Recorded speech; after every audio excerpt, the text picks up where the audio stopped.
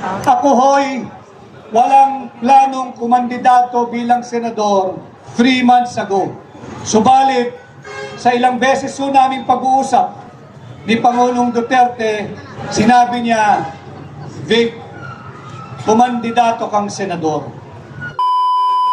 Hamon ng hakbang ng maisog na pamunuan ang tunay at maisog na oposisyon sa Senado. Tumugon po ako upang pamunuan ang war on corruption. At tugma po ng inyong pinaglalaban ang Barog Maisog Bukidnon kontra korupsyon, akin din pong isinusulong bilang senador ninyo ang war on corruption. Alam ninyo na napakaraming pambubudol na nagaganap ngayon sa ating bansa. Alam kong nalalaman ninyo na higit na talamak ang korupsyon na gaganap sa ilalim ng Marcos administration. Ako ho'y walang planong kumandidato bilang senador 3 months ago. Subalit, sa ilang beses po naming pag-uusap ni Pangulong Duterte, sinabi niya, Vic, kumandidato kang senador. At sabi ko, mahal na Pangulo, hindi po para sa akin ang larangan na yan. Subalit pag-usapan natin, mahaba pa naman ang panahon at pag-iisipan ko. At nagpatuloy ho, yung ganong usapan namin, hanggang sa nagpapatuloy yung talamak na korupsyon sa ilalim ng Marcos administration. Kaya po hindi ko masigmura na magpatuloy ang pambubudol at higit na talamak na korupsyon. Kaya tinanggap ko ang hamon ng hakbang na maisog na pamunuan ng war on corruption bilang tunay at maisog na oposisyon. At dito sa ating war on corruption, bilang senador ninyo, aamyendahan ko ang plunder law. Ano po ba yung plunder law? Ito po yung batas laban sa pandarambong, laban sa mga mandarambong. Subalit habang ginagawa natin ang ganitong interfaith rally,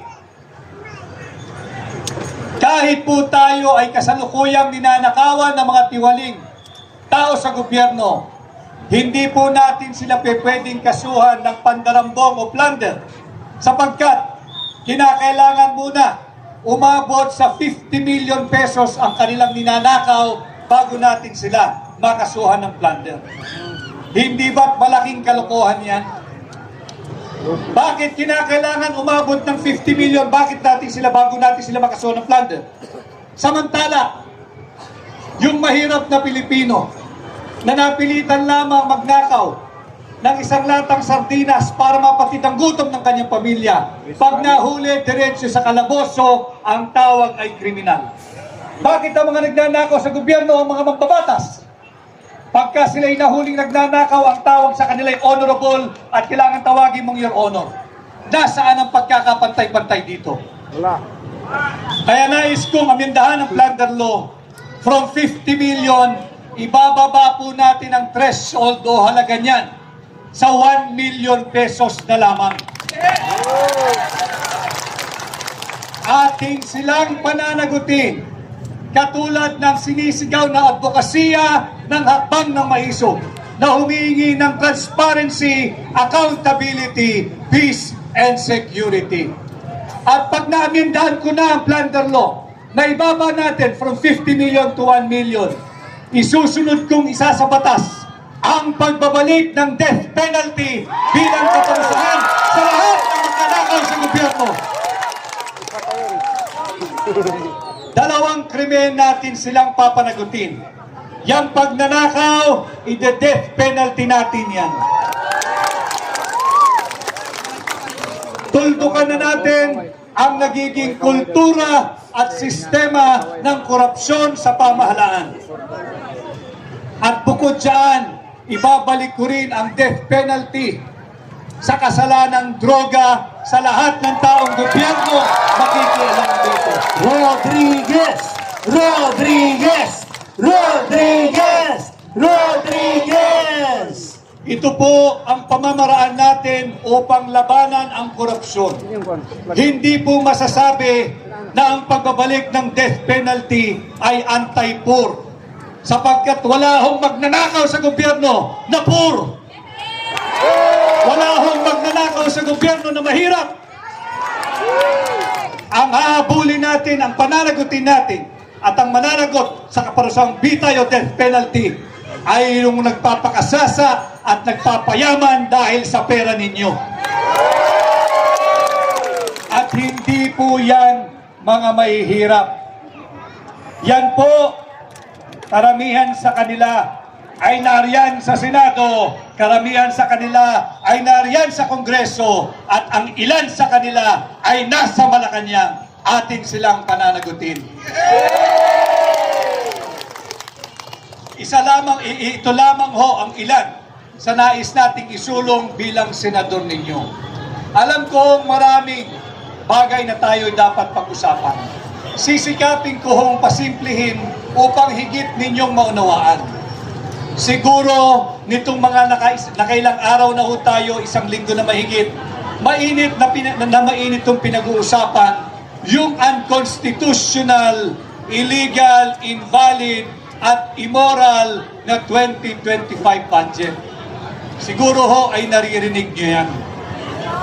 Binigyan ng pondo ni Bongbong Marcos ang PhilHealth sa halagang Maraming salamat zero. po kay Victoria Wala hong Custodio. binigay na pondo para sa PhilHealth, PhilHealth. snacks mo. Sino ho ba Anto, ang gabi, gumagamit para at ba gagamit ang at mangangailangan ng Papas PhilHealth? mo. Maraming salamat. Tayo, mga ordinaryong Pilipino. Ang PhilHealth ay mahalaga sa atin. Sapagkat pag mayroong nagkasakit, umaasa tayo na sa pamamagitan ng health insurance na yan, ay mababawasan ng malaking halaga ang ating ibabayad sa ospital. Mababawasan yung tinatawag nating out-of-pocket expense. Subalit ang ginawa ng administrasyon ni Bongbong Marcos, binigyan ng zero budget ang PhilHealth. Kaya ang tanong ko sa kanila, nasaan ang puso ninyo? Ang puso nyo ba ay para sa Pilipino pa o para sa inyong sariling pamilya na lamang? Hindi ho kasi sila nangangailangan ng PhilHealth. Pag sila'y nagkasakit o kamag-anak nila, sa ibang bansa pa sila nagpapagamot. Subalit paano ang mga kagaya ninyo? Di bali na ho ako. Bilang abogado, ako'y nagtatrabaho, may kaunting naiipon. Para kung sakaling magkasakit ako, wag naman, ay meron akong pangtustos. Subalit paano yung walang naitatabi? Karamihan po sa mga Pilipino, marami sa mga Pilipino, isang hospital bill away from poverty. Ibig sabihin, higit na maraming Pilipino, pag nagkasakit, walang maibabayad, mangungutang at malulubog sa utang. At imbes na unahin ang pondo para sa PhilHealth, linagay nila, binigyan nila ng 50 billion pesos ang mga senador at ang mga kongresista. Paghahati-hatian ng mga senador at kongresista yung 50 billion na yan na dapat sana hinulog nila sa PhilHealth. At saan ho gagamitin yan? Kung narinig na ninyo, alam kong naririnig ninyo, yung AKAP at AYIX. Ang AKAP at AYIX, wala pong naidudulot na mabuti yan sa ating mga Pilipino. Sapagkat siya'y ginagamit lamang pambili ng boto ng mga tiwaling politiko.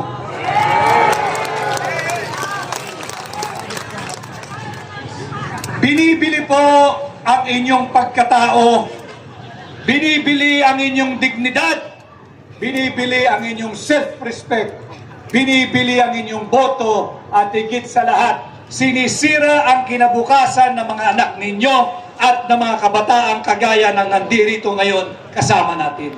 Huwag kayong pumayag. Ang AKAP at AIX, pera nyo po yan.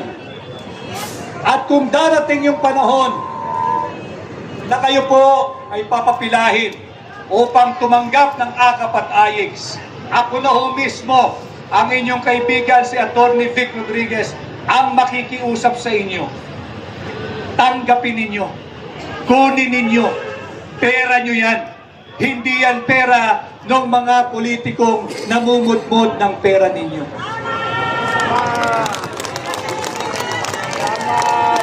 At huwag nyo ring tatanawin na utang na loob sa kanila yan. Hindi po nila pera yan. Pera ng sambayan ng Pilipino yan. Pera nyo yan. At yung ibibigay nila sa inyo, higit pong mas malaki yung ibinubulsa nila kesa sa ipapamahagi sa inyo. Kaya nga po, ang tawag pala ng mga mambabata sa AKAP, ang kakapal ng aming pitaka. Yung pala ang ibig sabihin ng AKAP sa kanila. Panaibigay ng AKAP para higit na kumapal ang kanilang pitaka. At babalik po tayo uli sa korupsyon. Ngayong kasalukuyang taon, winalanghiya po nila ang ating taunang budget. Wala po silang binigay para sa PhilHealth. Ang mga kabataan, ang dami ko nakikita rito, binawasan nila ng 31 billion pesos ang education sector. 31 billion pesos. Nasaan yung perang yan? Ibinigay pa rin nila sa mga senador at sa mga kongresista. Para anong gawin? Paghati-hatian at gawing pork barrel nila.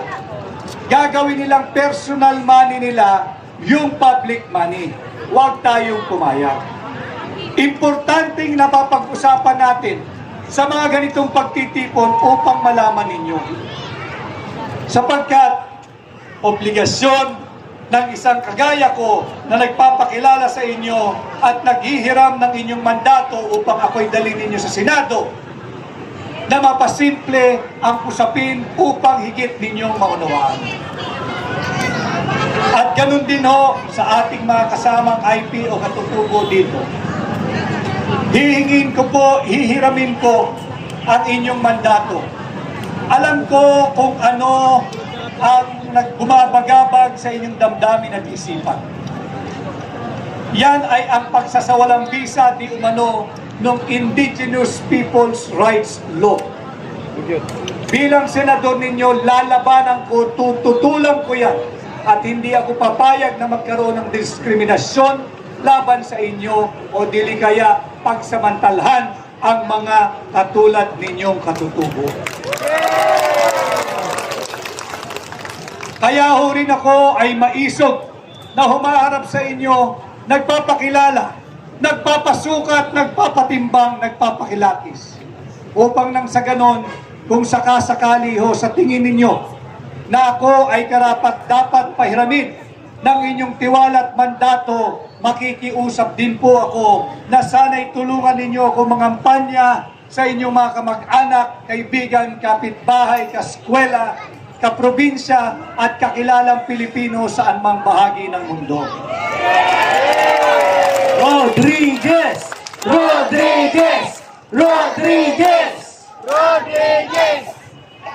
Alam ko rin naman, alam ninyo kung anong uri ng panggigipit ang patuloy nilang ginagawa kay Pangulong Rodrigo Roa Duterte. Ang natatanging anak ng Mindanao na naging Pangulo ng ating bansa. Linabanan, binuwis ni Pangulong Duterte ang kanyang buhay upang ituwid ang maraming mali sa ating gobyerno. Linabanan, ibinuwis ni Pangulong Rodrigo Roa Duterte ang kanyang buhay upang labanan ang iligal na droga. Ano ang isinusukli sa kanya? kung ano-anong panggigipit at paninira. Huwag ho tayong pumayag.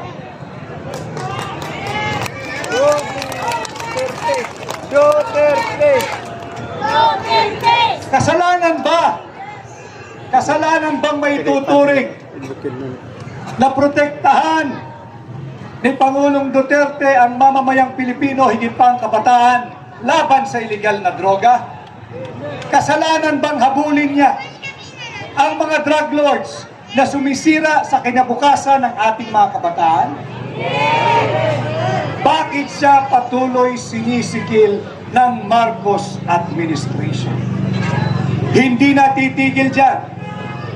Bukod sa ninanakaw ang pera ng Pilipino, pinagtatangkaan din ng Marcos administration nakawin ang Vice Presidency kay Inday Sara Duterte. Huwag din tayo lalo pumayag. Kasama ang iilang elitistang kongresista, kasama ang iilang elitistang politiko, pilit nilang ninanakaw kay Inday Sara ang pangalawang Pangulo. Bakit nanakawin? Bakit natin sila pahihintulutan? Ang naghalal, ang tumangkilik, ang bumoto, at ang nagmamahal kay Inday Sara Duterte ay 32 milyong Pilipino, kasama na tayong lahat doon. Tapos nanakawin lamang ng ilang korap at tiwaling mambabatas. Papayag ba kayo doon? Kaya ang aking pagpunta rito, bahagi din po niyan, ay hilingin at ipaalala sa inyo na protektahan po ninyo Yung drone. ang isa pang anak ng Mindanao, si Vice President Inday Sara Duterte. Huwag nating pahintulutan nakawin ng Marcos administration ang Vice Presidency mula sa anak ng Mindanao. Yawa.